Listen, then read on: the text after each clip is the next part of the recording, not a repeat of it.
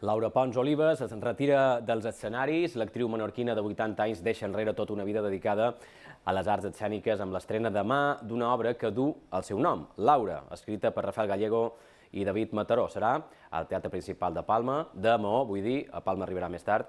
Nosaltres hem xerrat amb ella.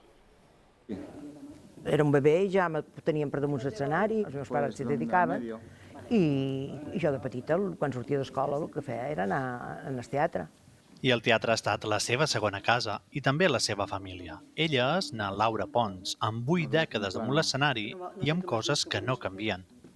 El moment de rompre, de passar de darrere a l'escenari, és que mos posassin, no sé, mos mirassin l'atenció, segur que anem a 1000, però tots, en general, joves, grans, tots. I per superar aquesta nerviada sempre tenia algun truc a la màniga. Aquest teatre, Estaló, tenia foradets i jo m'encantava saber quin públic hi hauria aquell dia.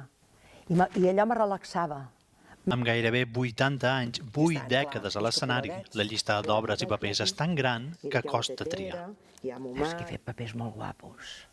És que he fet, en Durer Mat vaig fer una obra preciosa aquí en aquest teatre. He fet Goldonis, és que he fet García Lorca. És que són tants.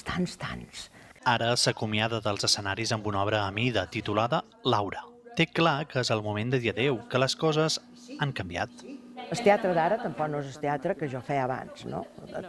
Era un teatre diferent. Ara hi ha molt de moviment, molt de ritme, perquè la gent està acostumada a veure molta televisió, està acostumada a veure molta cosa. No, està així inquietud, fins i tot fins a dir que tothom treu mòbils un moment donat. Jo amb això no puc, no me supera. Mira enrere i es mostra satisfeta amb tot allò que ha après, viscut i representat. I si hagués de fer de periodista i posar un titular a la seva carrera... Bueno, ho he passat bé. M'ho he passat bé.